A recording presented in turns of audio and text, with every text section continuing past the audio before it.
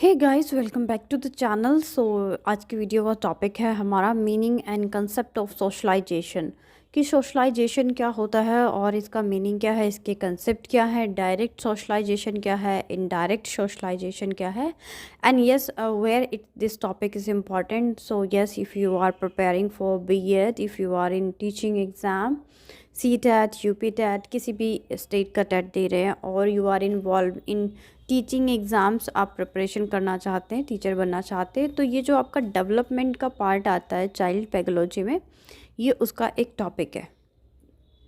तो बात करेंगे सोशलाइजेशन क्या होता है। तो आप सबको पता होगा, आप सब लोग क्या होते हैं, पहले किसी घर में बर्थ होता है आपका, और धीरे धीरे जो है वो बच्चे से लेके वो बड़े तक हो जाता है इंसान। और सोशलाइजेशन मतलब कि किस तरीके से उठना है, बोलना है, चलना है, खाना है, पीना है। जैसे कि आप देखते होंगे जो फैमिलीज़ हैं, किसी फैमिली में जल्दी उठना है, खाना पीना हो जाता है उनका, फिर सोना हो जाता है, किस तरीके की लैंग्वेज बोल रहे हैं। ठीक है, तो ये सब चीज़ें जो बच्चा है वो कहाँ से सीखता है, अपनी फैमिली से, अपने पीयर ग्रुप से, अपने नेबरहुड से, स्कूल में। तो ये सब हम बात करेंगे जब बाकी की चीज़ें डिस्कस करेंगे। नाउ फर्स्टली डिस्कस करते हैं डेफिनेशन क्या है सोशलाइजेशन की। Socialisation is the process by which an individual learn from others. जब कोई भी इंसान दूसरों से सीखता है, this is called socialisation. Doesn't mean कि वो स्कूल हो, डजेंट मीन कि वो कॉलेज हो। आप अपने बड़े से भी सीख सकते हैं, अपने छोटे से भी सीख सकते हैं। जब आप कोई भी चीज़ सीखते हैं, इट्स कॉल्ड सोशलाइजेशन। जो समाजीकरण है, इसको हिंदी में समाजीकरण बोलते हैं। तो it's start from birth to death. जो सोशलाइजेशन है या सोशल डेवलपमेंट है, वो स्टार्ट होता है बर्थ से और उसकी जो एंडिंग है वो डेथ तक होती है। बहुत सारे जो डेवलपमेंट हैं वो टीनेज तक होते हैं, बहुत सारे डेवलपमेंट जो हैं वो यूथ के बाद बंद हो जाते हैं। बट हियर सोशलाइजेशन का जो है वो डेथ तक चलता है। क्यों? क्योंकि अब देखिए, डेथ ओल्ड एज पे हो गया, यंग एज पे हो गया, यूथहुड पे हो गया, तो यहाँ पे सब क्या होता है। इनफैक्ट अगर आप देखिए, आपके ग्रैंड पेरेंट्स अगर ओल्ड एज पे हैं तो वो भी कुछ ना कुछ सीख रहे हैं, सोशलाइज्ड हो रहे हैं, नई नई चीज़ों को अडॉप्ट कर रहे हैं। It is continuous process of human life. ये socialisation is a continuous process. इसमें ऐसा नहीं है कि एक टाइम पे चलने के बाद सोशलाइजेशन बंद हो जाएगा। इन रियलिटी ऐसा नहीं होता है, सोशलाइजेशन बंद हो जाए। It is a process of learning group norms, ideas, habits, behaviour and customs. तो इसके अंदर क्या क्या होता है, ये एक प्रोसेस है लर्निंग का, जिसके अंदर ग्रुप ऑफ नॉर्म्स, बहुत सारे नॉर्म्स होते हैं, आइडियाज़ होते हैं, हैबिट्स होती हैं, बिहेवियर होते हैं, कस्टम्स होते हैं लोगों के। तो उन सारी चीज़ों की लर्निंग ही क्या कहलाता है, सोशलाइजेशन। नेक्स्ट डेफिनेशन जो एक इम्पॉर्टेंट है, वैसे तो सोशलाइजेशन पे बहुत सारी डेफिनेशंस होती हैं, बट ये जो दो डेफिनेशंस हैं ये ज़्यादा इम्पॉर्टेंट हैं। नेक्स्ट है socialisation. Socialisation help an individual to adopt the changing environment. कि इंडिविजुअल को हेल्प करता है कि वो अपनी जो इन्वायरमेंट में चेंजेस आ रहे हैं उसको अडॉप्ट कर सके।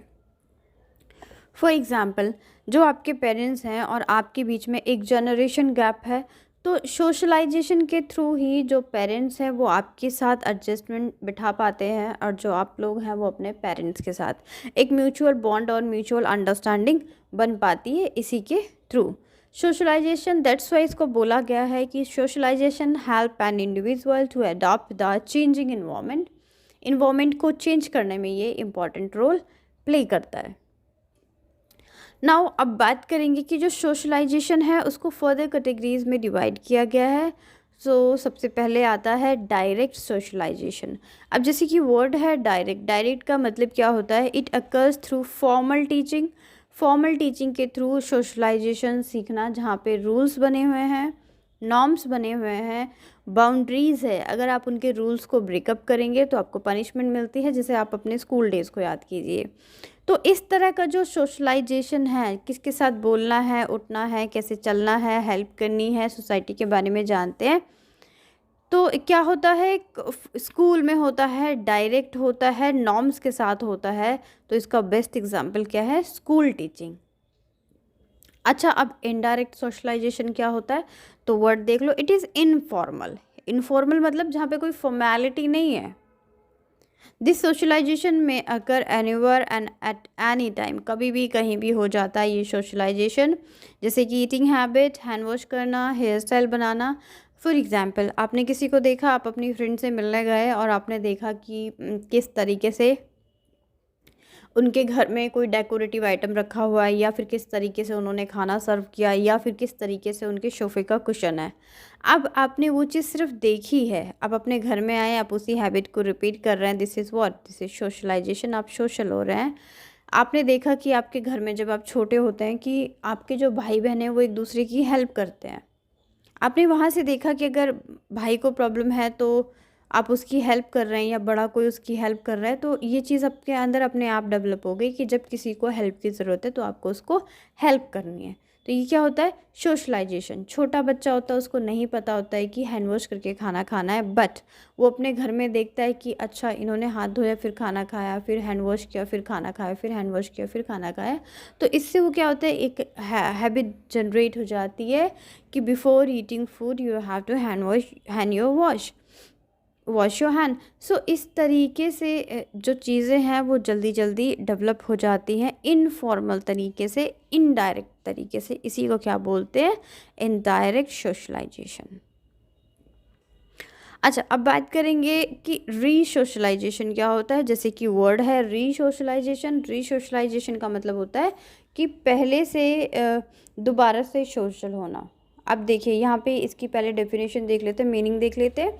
It is a process in which a person is taught new social values, beliefs and norms. पहले उसकी सोशल वैल्यूज़ कुछ और थी, लेकिन अब उसको किसी दूसरे इन्वायरमेंट में वो चला गया है या चली गई है, तो उसकी नई सोशल वैल्यूज़ हो गई हैं, बिलीव्स हो गए हैं और नॉर्म्स हो गए हैं। For example, if you are moving from one city to another city. आप एग्ज़ाम्पल के लिए सोच लीजिए, पहले आप कहाँ रह रहे थे? एग्ज़ाम्पल के लिए आप पहले रह रहे थे दिल्ली में। सो दिल्ली में जो एक एरिया है, जो बिलीव है, जो वैल्यू है, जो सोशल कल्चर है, नॉर्म्स है, तो आप यहाँ पे रह रहे हैं। अब सपोज़ मैं यहाँ रह रही हूँ, लेकिन अगर मुझे अब बिहार जाना पड़ेगा तो क्या होगा? मुझे वहाँ की वैल्यूज़ सीखनी पड़ेगी, वहाँ के लोगों का रिलेशन सीखना पड़ेगा। अब सोचो, ये तो कंट्री टू कंट्री वेरी कर रहा है। अगर आप सोचिए इंडिया से आप अमेरिका चले जाते हैं, तो इंडिया में कुछ और कल्चर है, वहाँ पे कुछ और कल्चर है। ठीक है? तो आपको क्या करना पड़ेगा? नई वैल्यूज़ को सीखना पड़ेगा। Because if you are working in किसी भी फॉरेन कंट्री में जाते हैं, आप न्यूज़ीलैंड में जाते हैं, ऑस्ट्रेलिया में जाते हैं, अमेरिका में जाते हैं, ब्रिटेन में जाते हैं, तो आपको उस पर्टिकुलर कंट्री के नॉर्म्स को सीखना पड़ेगा, वैल्यूज़ को सीखना पड़ेगा, सोशल आइडियाज़ को सीखना पड़ेगा। तो ये सारी चीज़ें जब आप किसी चीज़ को दोबारा सीखते हैं तो क्या होता है? रीसोशलाइजेशन। फॉर एग्ज़ाम्पल, आप पहले टीचर थे, right? I am a teacher. अगर मैं अब पढ़ाते पढ़ाते अब मेरा दिल हो जाए कि मुझे फैशन डिज़ाइनर बनना है, तो टीचिंग की बाउंड्री, टीचिंग के बिलीफ, टीचर के नॉर्म्स, टीचर की वैल्यूज़ अलग होती हैं। एक फैशन डिज़ाइनर की वैल्यूज़, उनके थॉट, उनका सोशल एरिया, उनका चलना उठना बोलना, हर एक चीज़ डिफरेंट होता है। तो इसको भी क्या बोलेंगे? इसको भी रीसोशलाइजेशन बोलेंगे कि मैंने टीचिंग छोड़ के मैंने फैशन डिज़ाइनिंग को कंटिन्यू किया, और फैशन डिज़ाइनिंग में जो बिलीव्स हैं, जो मेथड्स हैं, जो वैल्यूज़ हैं, वो सब चीज़ें क्या हैं? एक दूसरे से डिफरेंट हैं। नाउ, अब मुझे लगता है आपको रीसोशलाइजेशन क्लियर हो गया होगा। अब बात करते हैं डी सोशलाइजेशन क्या है। सो डी सोशलाइजेशन जो है वो रीसोशलाइजेशन से पहले आता है। कैसे पहले आता है? It is a process of giving up of old things, norms. Resocialisation occur after desocialisation. यहाँ पे क्या होता है कि जो हमारे पास ऑलरेडी सोशलाइजेशन के कुछ बिलीव्स हैं, मिथ्स हैं, नॉर्म्स हैं, थिंग्स हैं, जिनको हमें आदत है, उनको छोड़ना, उनको गिव अप करना, ठीक है, उनको इग्नोर करना। जब आप पुरानी चीज़ों को छोड़ेंगे तभी तो नई चीज़ को अडॉप्ट करेंगे। तो इसीलिए डी सोशलाइजेशन बोला जाता है कि desocialisation is a process of giving up old things और नॉर्म्स। और इम्पॉर्टेंट क्या है इसके अंदर? Resocialisation occurs after desocialisation. जब आप कोई चीज़ भूलेंगे तभी तो नई चीज़ सीखेंगे। तो डीसोशलाइजेशन मतलब अपनी प्रेजेंट की चीज़ों को भूल जाना नई चीज़ें सीखने के लिए, और रीसोशलाइजेशन मतलब नई चीज़ों को सीखना पुराने को छोड़कर। आई होप आपको ये सारी जो डेफिनेशंस हैं वो क्लियर हो गई होंगी। अब अगर बात करें कि जो एजेंट होते हैं या फिर स्टेजेस ऑफ सोशलाइजेशन। तो देखिए अलग अलग स्टेजेस होती हैं, बहुत सारे राइटर ने अपने अपने तरीके से इन स्टेजेस को डिफरेंशिएट किया है। जैसे कि कुछ राइटर्स का जो मानना है, उन्होंने क्या किया है, इसको 4 पार्ट्स में डिवाइड किया है: oral stage, anal stage, puberty stage और एडोलसेंस स्टेज। कुछ ने क्या किया है, इसको फ्रेजेस में कर दिया है, जैसे कि जो चाइल्डहुड होता है, एडोलसेंस होता है और एडल्टहुड होता है। बात वही है, आपको सिर्फ पता होना चाहिए कि इस एज में बच्चे का जो डेवलपमेंट है, सोशल डेवलपमेंट, वो क्या है।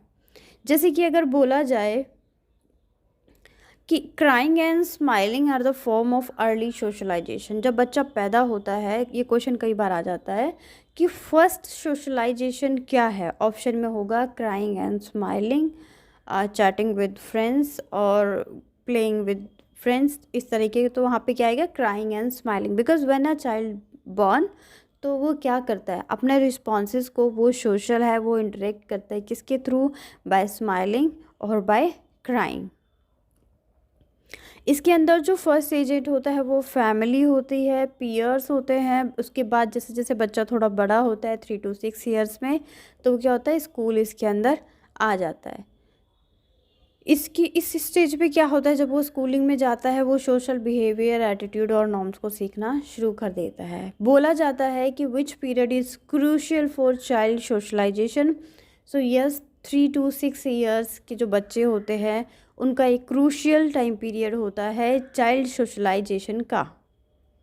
ना अब बात करें अगर एडोलसेंट की, तो जैसे जैसे बच्चा बड़ा हुआ, अब वो एडोलसेंट टीनेज में चला गया है, इसमें जो उसका सोशलाइजेशन का इंटरेक्शन होता है, वो सबसे ज़्यादा किसके साथ होता है, फ्रेंड्स के साथ। आप सबको पता होगा। आफ्टर फ्रेंड्स, पीयर्स के साथ, सिबलिंग्स के साथ, ये इंपॉर्टेंट रोल प्ले करता है सोशल नॉर्म्स को एक्सेप्ट करने का। इसके अंदर क्या क्या चीज़ें आती हैं, out of school activities, picnic, restaurant जाना, गैंग एज। और इस एज को गैंग एज भी बोला जाता है। किस एज को, टीन एज को या फिर एडोलेसेंट को गैंग एज भी बोला जाता है। Because students and you also, आप अपने टाइम को याद कीजिए, तो उस टाइम पे हमें वो चीज़ें ज़्यादा अच्छी लगती थी। Now we have last stage, I have divided it into 3 parts. So last stage जो है इसकी एडल्टहुड है। अब आपको क्या लगता है, एडल्टहुड में सोशलाइजेशन नहीं होता? होता है। एडल्टहुड में क्या होता है, includes marriage, parenthood, old age, new jobs, promotion. तो ये सारी चीज़ें इसके अंदर ऐड होती हैं। साइड बाय साइड इसमें जो न्यू रोल्स में एडजस्टमेंट होता है, वो भी करना होता है। अब देखिए आपको लगता है कि एडल्टहुड पे या ओल्ड एज में कोई सोशलाइजेशन नहीं होता, तो आप देखिए जनरेशन गैप हो जाता है। ठीक है, आपकी शादी होती है, आप नई फैमिली में जाते हैं, तो वहाँ पे भी आपका क्या प्रोसेस चलता है, सोशलाइजेशन का प्रोसेस चलता है।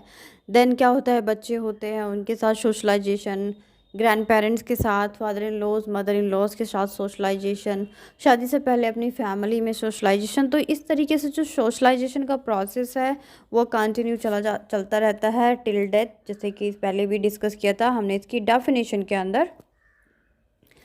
नाउ अब आपको समझ में आ गया होगा स्टेजेस। ये बहुत कॉमन सा क्वेश्चन है। क्वेश्चन क्या बनता है कभी कभी कि फर्स्ट स्टेज ऑफ सोशलाइजेशन या अर्ली स्टेज ऑफ सोशलाइजेशन क्या है, किस फॉर्म में होता है। सो क्राइंग एंड स्माइलिंग की फॉर्म में होता है। गैंग एज क्या होती है, किस एज पे होती है, एडोलेसेंट में होती है।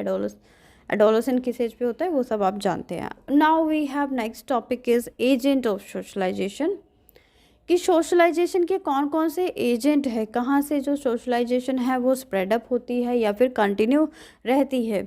So family is the most important agent of socialisation. Family most important agent भी है और प्राइमरी एजेंट भी है सोशलाइजेशन का। ये क्वेश्चन रिपीट करता है आपके टेट के जितने भी एग्ज़ाम्स होते हैं या टीचिंग एग्ज़ाम्स होते हैं कि प्राइमरी एजेंट ऑफ सोशलाइजेशन क्या होता है। So family is the primary agent of socialisation. Next is school. जैसे बच्चा थोड़ा सा बड़ा हुआ, उसको स्कूल में भेज दिया गया है। School taught social norms and rules, good values, activities, games, moral values, cultural values, ये सब कौन सिखाता है, स्कूल सिखाता है। नेक्स्ट जो सोशलाइजेशन है बच्चे का, वो होता है पीयर ग्रुप के साथ। इक्वल एज होती है यहाँ पे, सिमिलर सोशल करेक्टरिस्टिक्स होती हैं।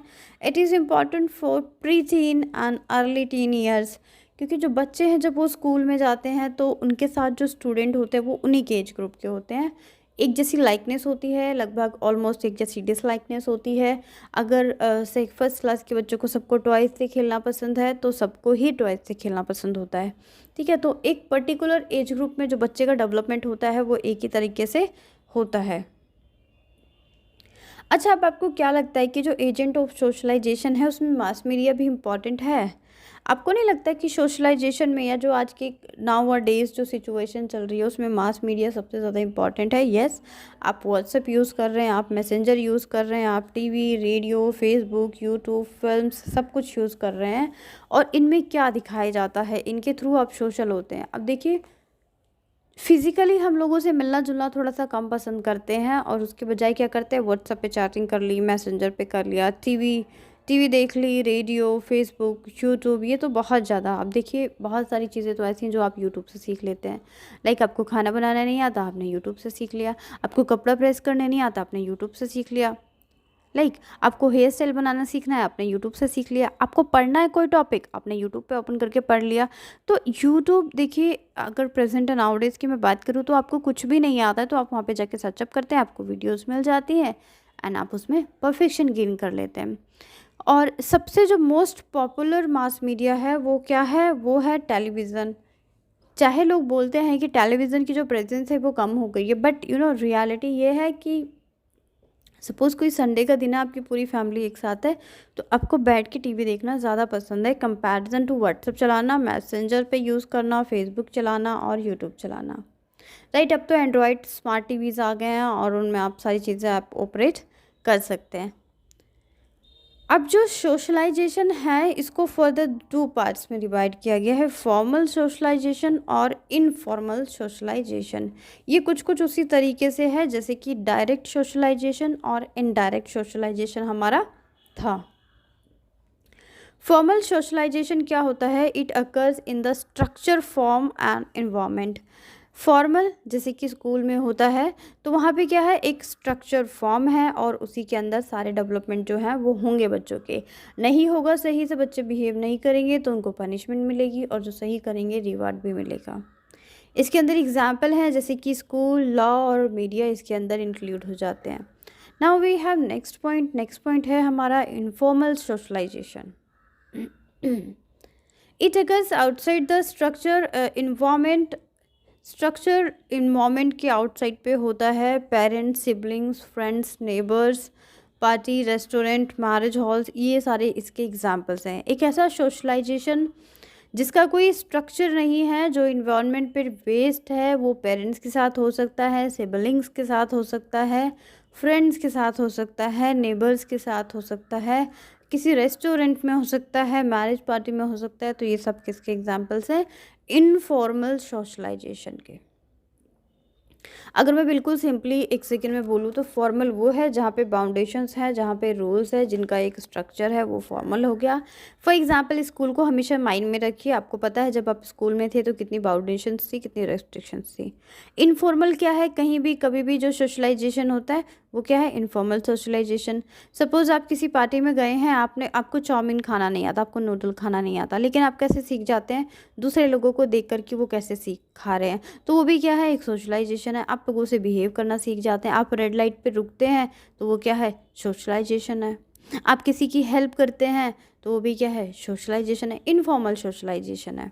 ठीक है, तो आई होप ये चीज़ें आपको क्लियर हो गई होंगी। इस एक वीडियो में हमने ऑलमोस्ट सोशलाइजेशन के सारे टॉपिक्स को, सारे पॉइंट्स को कवर कर लिया है।